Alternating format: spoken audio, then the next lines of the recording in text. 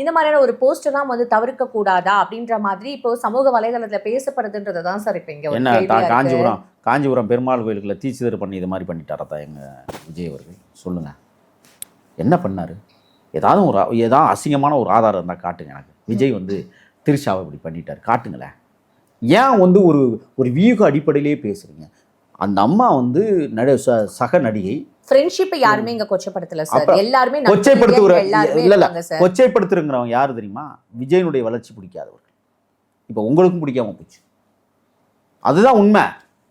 அதனால தான் இப்படி குதர்க்கமான கேள்வியை நீங்கள் கேட்டுக்கிட்டு, த்ரிஷா அங்கே இருக்கிறாங்க, நாய் கொடுக்குறாங்க, தூக்கி கொஞ்சிறாரு. அந்த நாய் எனக்கே புதுசாக இருக்குது, சூப்பர். நான் பொம்மைன்னு நினச்சேன், அதுக்கப்புறம் ஜூம் பண்ணி பார்க்குறேன், அட உயிருள்ள நாயை கொஞ்சிக்கிட்டு இருக்கிறாரு. ஒரு அழகான ஒரு பிராணி அது தூக்கி கொஞ்சம்னு தோணிச்சு, கொஞ்சினாரு. அவங்க உட்காந்து ரசிக்கிறாங்க. இதில் என்ன பேசு பொருள் இருக்குது?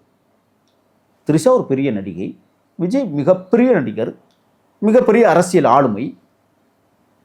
அதுக்காக இப்படியா? பார்த்து எச்சரிக்கையாக இருங்க. ஏன்னா நீங்கள் நானும் எதிரெதிராக இருக்கிறோம். நாளைக்கு வந்து இப்போ தப்பாக கூட போடுவான்.